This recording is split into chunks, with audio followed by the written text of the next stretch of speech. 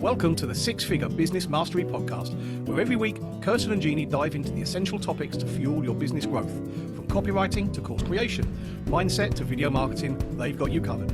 Tune in for expert guest interviews on all things marketing and business, and learn how to work on your business, not just in it. So, get ready to unlock your business potential and take it to the next level.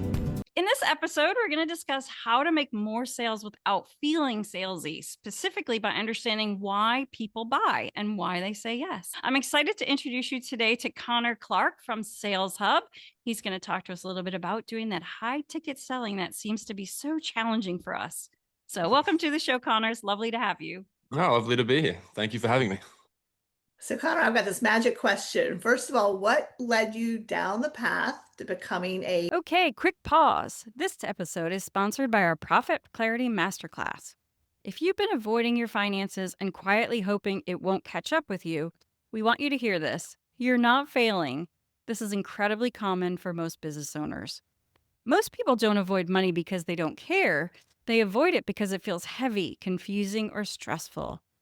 In our free live masterclass, we're going to show you a clear, more supportive way to handle your finances so your business can actually support your life. Unbelievably blessed you can learn more and save your seat at lessmathmoremoney.com. Businesses that there are. Look forward to seeing you there. I started there in a very entry-level sales position and was completely blessed to just continue to be given opportunities to continue to step up within that business.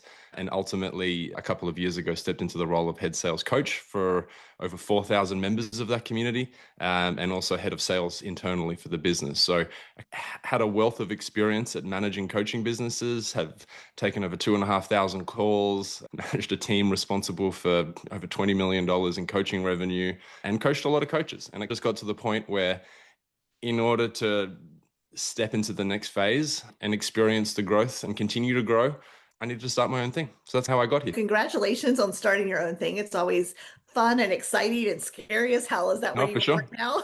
Yeah, definitely. I'm feeling all the feelings. I was part of that group, and Connor, you're an awesome coach. The advice you gave people, they would just walk away saying, wow, this is really effective and really exciting. No, I appreciate that. And it's been exciting to do that with people on an even deeper level. Thank you. Love that. And so right now you're coaching one-on-one, or do you have group coaching? No, it's a group coaching program. It incorporates, that's not a word. It includes everything an online coach, consultant could need to make more sales of their coaching program or their high ticket offer. So the coaching, the community, the curriculum, ultimately the software, I've got big plans there. So just everything that this kind of industry and these types of people need in order to actually unlock more sales in their business. And I think the most important thing is allow them to actually impact more people. I love that. Biggest thing is most people we know, especially almost like Jeanne, they hate the word sales. Yeah. And they shy away from it. They feel like they're terrible at it, and they just get icky feelings about it. You should start there. Yeah, it's totally normal for a coach, right? like you, correct me if I'm wrong, Jeanne, you didn't get into this because you wanted to take money from people. Like, no. You got into this space because I've spoken to, like I mentioned, 2,000 online coaches, maybe even more at this point through coaching, but you're all like, the drive and the goal is impact. There is a monetary aspect to it of wanting to make more income. There's definitely across the board a freedom aspect of time freedom, location freedom, financial freedom, etc. But whenever you ask someone their goals, when you ask a coach their goals, the first response typically is not their own goals, it's their goals for their clients, which is very interesting. You all want to impact people, like you want to help people. You don't want to sell them. Sales has this negative connotation of not actually serving people, when in fact, when you can embrace the fact that the only way that you get to serve people is by selling them, and you can figure out the correct way to sell people that isn't super disgusting and icky and sleazy, you can unlock the ability to impact people that never would have been able to be helped by you. Yeah, it's interesting. I think of it like this sometimes. If we're so afraid of sales and we're so afraid to have the conversation and convert those conversations into paid clients, then someone else is. And there's a lot of clients out there that have, or a lot of coaches out there that are, or people in general, not just coaches in every industry, that maybe are not as knowledgeable as you are. They're not as ethical or as honest as you are. Yeah, so I used to talk a lot like this with my loan officers that, like, again, you have to get good at having those harder conversations Because if you don't, someone else will. And Mhm. those people may not be the most honest, ethical people. They may not be the most knowledgeable people. And Yeah, that's sure. frustrating when you see someone else getting business that you know doesn't deliver the way you do. They don't do nearly as good a job. They don't care about the clients the way you do, but they mastered sales. And I think that should make a lot of people angry enough to want to do a good job at Yeah. learning how to sell. I think it should make them excited as well because the opportunity has never been bigger. The competition has never been lower. To stand out, all you need to do is just be an ethical person. Low bar, just be ethical and honest Yeah, and it is. It's an promise incredibly on low your bar. And the barrier to entry to get into coaching and to get into this space is so low that the standards and skill sets for most people are so low. Anyone can slap up a website and call themselves a coach. It should be an exciting opportunity for anyone listening to this that struggles with sales or wants to make more sales because the opportunity has never been bigger because your competition has never been lower. Isn't that crazy? I love that.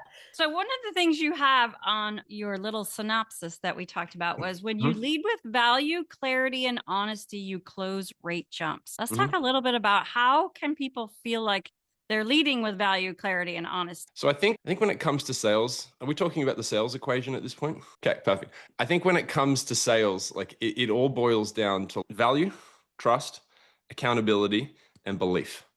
And having spoken to thousands of coaches and reviewed literally thousands of sales calls across every single niche you could humanly imagine, it's always these four kind of commonalities that are exactly why people do enroll or don't enroll. And it's these four kind of traits that significantly increase the odds that people will purchase.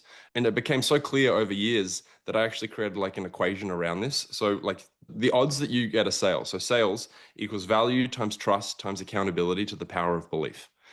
Value is the difference between where people are and where they want to be. The further you can extend that gap between where they are and where they want to be is the value that you provide in your service. If you have a small gap, not much value. If you can help people in an astronomical, significant way, going from $0 to $1 a month, not very valuable. $0 to $1 million a month, significantly more valuable. The more value you create, the more likely they are to want to purchase your program. Trust. People don't trust you, they're not going to purchase. And I think ultimately, especially in the coaching industry, people are often pitching things that are just super untrustworthy. They don't have the resume to actually be selling what they sell, so people don't trust them. They are super confused with what they sell. Confusion is not trustworthy. So I think there's a significant lack of trust for many people. I also think that I think this is where sales gets a really negative connotation. People don't hold people accountable in the right way because they just don't know how to. Like when you get to the end of a sales call, there's this fabulous moment when you tell them the price. What happens if they say no? 99.9% of people try to like push them into a decision and force them to make a decision. And we don't like that. As humans, we're really good at knowing when someone is forcing us to make a decision that's in their best interest, not our best interests. If you can hold people accountable in the right way, people make their own decisions. And you have much better clients, you have a much better business, everything scales a lot better. And the other side to that coin is that people aren't holding people accountable at all. Can you explain that? Like, how in a sales call would you hold someone accountable without pushing them after a no? Can you give You, us a you good help. example of that? Yeah, the first thing is you clarify. So you clarify your goal. The goal is I'm just here to help you make a decision. I'm not here to sell you. It's cool if you say no, it's all good. My goal is just to serve you and help you make a decision. And if people can genuinely believe that you're just there to help them, you're already 90% of the way there. So that's step 1A. 1B, you really want to clarify, like, is there anything else going on for this person? Like any other objections? You want to actually make sure and clarify that their desire is to do this. So what are their intentions here? And then you just want to understand what's going on for them. So you just ask questions to understand why there is this pause. Because people purchase across the board in every industry emotionally, but they justify those decisions logically. Objections pop up, or questions or limiting beliefs or roadblocks pop up when people haven't quite been able to like logically justify the decision. So being able to help them overcome objections really just comes from a belief. And I think beliefs really is the amplifier here. That's why it's to the power of in the equation. It comes down to transmitting the belief that you're just here to serve the person. And when people feel like someone is here helping them in their best interest, they're significantly more likely to want to purchase your program. A lot of calls end in disaster because people are putting people off the wrong way. And it's why I don't know if you've been on a sales call, the person seemed fabulous and then they never turned up to the follow-up call. Right. Probably because you left them with a really icky feeling at the end of the call. Why do you not like sales, Jeanne? Potentially because you get to the end and it feels icky. It doesn't feel nice. It feels like you're trying to force people to make a decision that they may not necessarily want to. If you flip that and be okay with them not joining and just serve them and help them make a decision, even if it's not to join, hard to step across the line. Yeah, I totally like that, because for me, if you told me there was somebody over there that I had to impress, I would be a nightmare. If you tell me there's somebody over there that wants to talk to me, I'll be all about chatting with them and getting to know them and ask them everything under the That's all sun sales about is. who they are. Yeah. Sales is just a conversation. Yeah. People put this pressure on it that it has to be this thing that ends in them giving you money. It doesn't have to be. Like, I haven't got money from every person that I've ever spoken to. It's funny. One of the examples that I like to use is when I had my mortgage company, we would have clients that would come in and their credit wasn't where it needed to be, or they needed to save more money. And so rather than just saying, oh, get your stuff together and come back, we created a process to really support them and help them get their credit score up and help them to hit their savings goals and just give them the support that they needed. One thing that blew my mind about that was the fact that I would get referrals from them, like their parents or their friends, who would come in and get a mortgage from me. So they were taking that referral from someone I had not done a loan for. Yeah. So I never sold him anything or sold her anything other than I was just helping and supporting them to get to their goal, which was to buy a house. But even though I had not done a transaction with them, they were telling their friends and family about us and that we were helping them, and we would get business from that. So that was kind of an aha moment, that you don't necessarily have to close someone or sell them something for them to be a raving fan. For sure. And part of it logic was like, these people don't even have their act together. They don't have their credit. They've got bad credit or whatever that looks like. But yet these people who have $500,000 houses are refinancing with us, or they're buying their second homes with us. So even though you would think that they don't have credibility in the sense that financially where they should be, but the fact that we were helping them was the credibility. The fact that we were doing something, we were serving them, that made us more credible. Yeah. Yeah, totally. You're just depositing goodwill into the marketplace.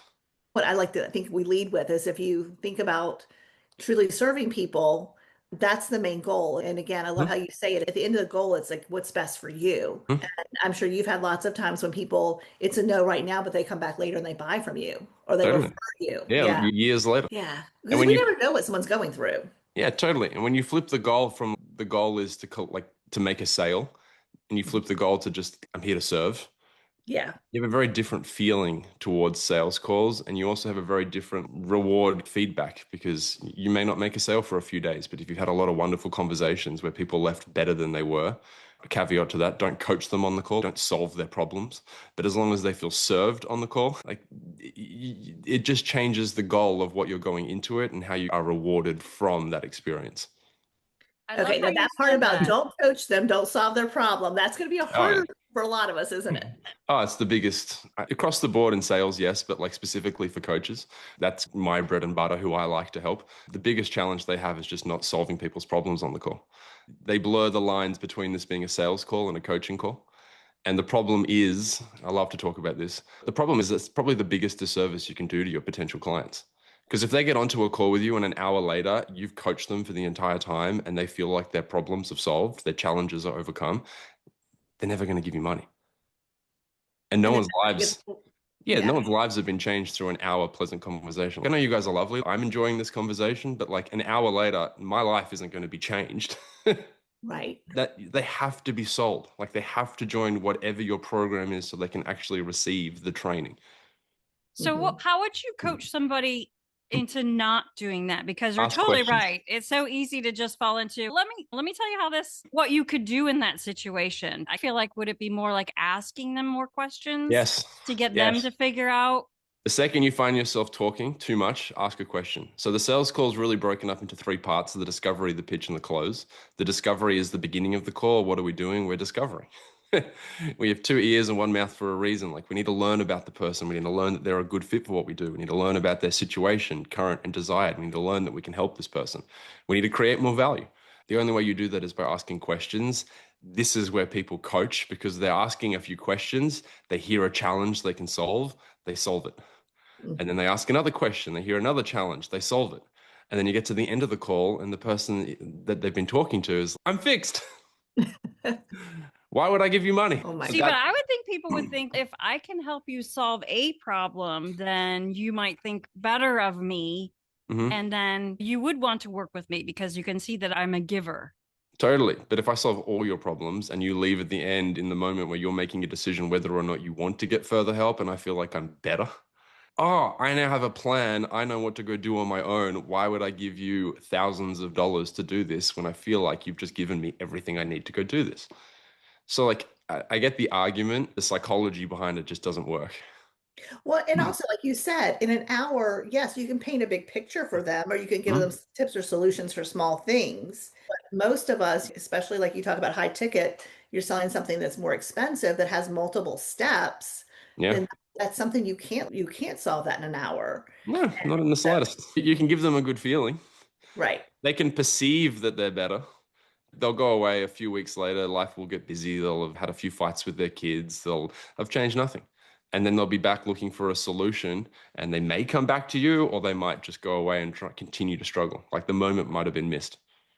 So That's what do it. you say to people who get to that point and say how much their program costs or their whatever costs that they're trying to sell, and then the argument is it's too expensive? I know I would think as a salesperson, you would say you should have given them enough value or enough information that wouldn't be an issue. But what if it is?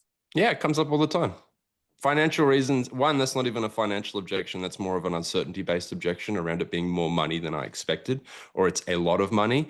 The thing that I would say is that it doesn't mean they don't have the money. That's not even a true financial objection. You've thrown me a curveball, Jeannie, which I appreciate. The first thing I'd say is that to overcome that really comes down to the discovery first and foremost, because it's a lot of money or it's more money than I expected is really just a lack of value. So what's the advice? 99 times out of 100, go deeper in the discovery, create more value, really ask questions to uncover the emotions behind what are going on here, the beliefs, the root belief, like really get to the crux of what's going on for this person. So create value. If you do that, 99 times out of 100, you probably won't get that objection. Or if you do, it won't be that elaborate. If you do, you just go through a process. Like my goal is just to help you. Like aside from it being more than you expected, would you like to do this? Yes, perfect. Is there anything else coming up for you? No, perfect. What did you expect it to be? It's a $5,000 program. I expected it to be $3,000. Awesome. Now all we're doing is overcoming a $2,000 objection instead of a $5,000 objection. A lot easier. If it was $3,000, would you be getting started? Yeah, definitely. Okay, perfect. We can just ask questions to uncover things and learn what the difference is. And then we can create some sort of logical solution or logical reframe. The most probably common and easy one is just a payment plan. Okay, we can't do the whole thing right now. Let's spread it out over a couple of months, and therefore we've solved the problem. Love that. All right. Out of curiosity, do you, at the end of a sales call, do you take their credit card information right there? Yes, if they've made the This is one I struggle with, probably because of my background with compliance and issues, Yeah, security. totally. And yeah, is the fact that we all have devices that are listening, and now you're all of a sudden taking someone's credit card information to where it's being recorded. Alexa's in the other room, your phone's right here. Do you ever have concerns about security in that? I personally, what I do with my program is I will make them not make them, that's a horrible thing to say. They make the decision to move forward on their own on the call. My job now is to secure the investment because they have made the decision. If we wait, very good chance that something will happen in their life. This will no longer be a priority. They will delay, etc. We've all sent out links to people and the person hasn't joined. And it's a horrible feeling. We learn that lesson once and then we move on. Personally, what I've chosen to do with my business is I'm on the call with someone. I send them the page to process the investment on their own. They take care of it on their side. I don't know any of the information, don't want to know, but they make the decision. And I just sit there in the background and let them know that I'm here if anything goes wrong, if they have any questions. And then once it's processed, I'm going to set them up and make sure they know how to be successful here. So the call doesn't end the moment that they pay. The call ends like 5-10 minutes after that moment, because after that moment, I need to set all of the expectations for them moving forward on how to be an incredible client, how to get incredible results. I need to set the expectations of what's going to happen next because I want to limit refunds. And frankly, I also want to ask for referrals because that's a fabulous moment to ask for referrals. Yeah, they're happiest when they just paid. Isn't that funny? Yeah. The best time to ask for a referral is after a significant win or after a significant moment of excitement. Like when you've potentially been thinking about getting help for this challenge that you've been facing and it's been dominating your mind for maybe years, That's a pretty exciting moment. And they It is more very than exciting. likely know other people that would love to have this feeling that they're having right now. So that's a significant missed opportunity. That's what we used to always say. The moment you ask for referrals in the mortgage business is when they've signed the contract and the application's been turned in and they're on a Yeah. high. Not after all the processing challenges to go through. And Yeah. But yeah, I would say be compliant though. There's a lot of uncompliance in this industry. Make sure that you know what you need to do, how to be compliant, etc. But when people make the decisions, let them make the decision. yeah. You will lose a lot of sales if you don't capture the investment when they've made the decision. I have lost a lot of sales. Yeah, me too. Me too. We've done that. Yes, for sure. Yes. So tell me this. I've heard different stories about the logic behind it, but do you offer people 100% guarantee or any kind of guarantee?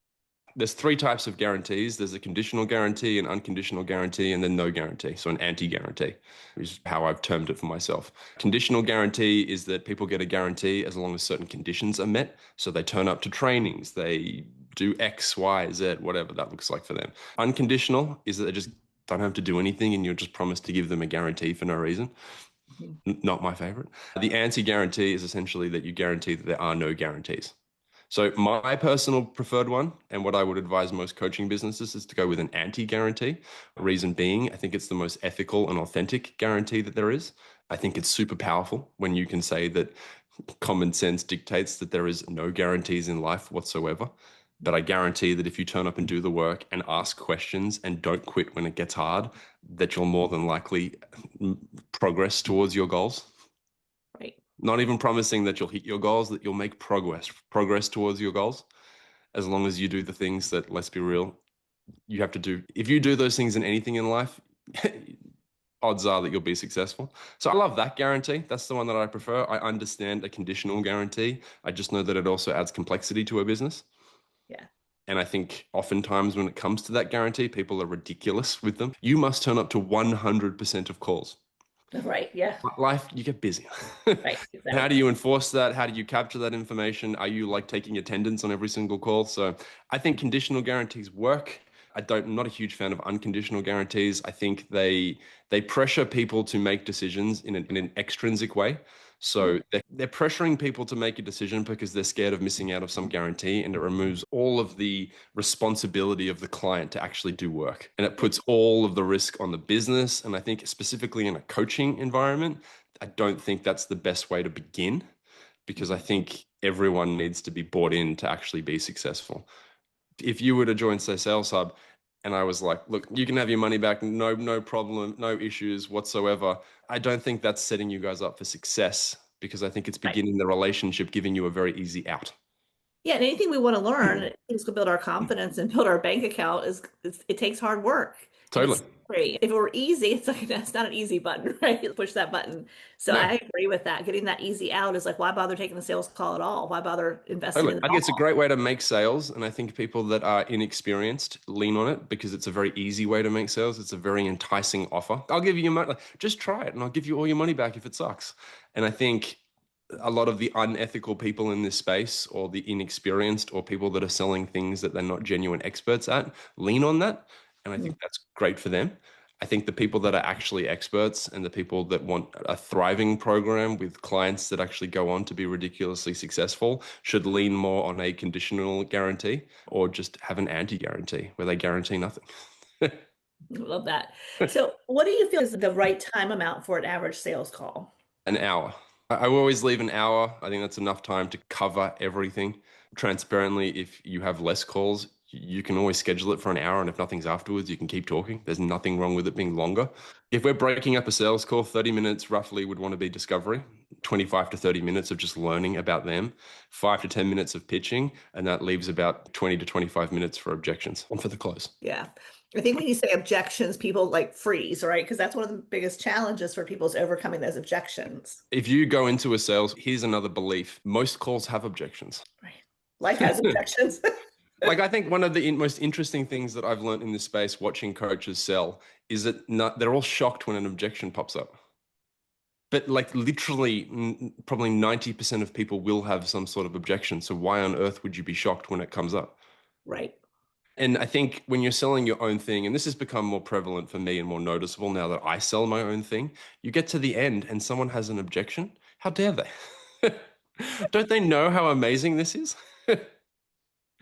But I think if you can remove yourself emotionally from the fact that you are selling your baby, the thing that you've spent like maybe years building and expertise and years crafting and getting incredible clients results, like if you can remove yourself unemotionally and just put yourself in their shoes, it becomes a lot more reasonable that they would have some sort of question or limiting belief or objection. But if you can flip the belief to be like, I expect this to happen, you handle it very differently. It's just part of the process. It is just part of the process. 90% of people are going to have something. If you can get very good at just helping them make a decision that's in their best interests for themselves, like objections become a lot of fun. Like at this point now, I get it. My first 600 to 800 calls, I didn't even know where to begin with an objection. What I learned though was that the better I got at the beginning of the call and the discovery, the more value I created and the more trustworthy my pitch became, the less objections that I have. And now I'm at the point where I've just taken so many calls and handled every single one that you could possibly imagine. Like I've had every objection. Very rarely does something surprise me at this point. But having done that, one, you know when the objection is coming up, when you've done everything right throughout the call. So it's not really a surprise when they say they don't have the money and you typically already handled it. Most of my calls now are objectionless just because I've handled them all before I get to the end. Okay. When they do pop up, it's, oh, this is fun. Finally. It's like a game. And when you get into that moment where you're truly connected with someone that you know you can genuinely serve and is right on the edge of making a life-changing decision, the connectiveness that you feel with someone is incredible. It's like, it's such an amazing moment to share with someone when you help them make a huge decision. And then once they do, you get to see them years later and how their life has changed or their business has changed or their relationship has changed or just whatever your transformation is. That is fantastic, Connor. This has been so amazing. You have given pleasure. us so much value and so many good ideas and thoughts and different ways to turn something around that maybe you were scared of or that you don't that you don't want to happen. We are so grateful that you were here today, Connor. So tell us a little bit about, I know there are people listening who are saying, I need to reach out to him. I need to find out more about what he does. What's the best way for them to do that? Go to joinsaleshub.com and just fill out an application and schedule a call. Worst case scenario, we have a lovely chat. You get to see a sales call being modeled in person. Worst case scenario, cancel the application because I can't help. That's Nothing perfect. to do. You're gonna stay healthy, my friends. Stay healthy. Yeah. That's right. Stay healthy. Connor Clark, this has been amazing. And we will put all your details in the show notes below so that people can go right there and fill out the application and have a chat with you. So Awesome. Thank you so much for joining us today. This has been great. My pleasure. Thank you for having me on. Thanks for listening to the Six Figure Business Mastery Podcast. If you enjoyed listening to this episode and you are ready to leverage video marketing on all online platforms, or maybe even start your own video podcast, then you need to check out the Done For You and Done With You program at themarketingvaadvantage.com and take your business to the next level.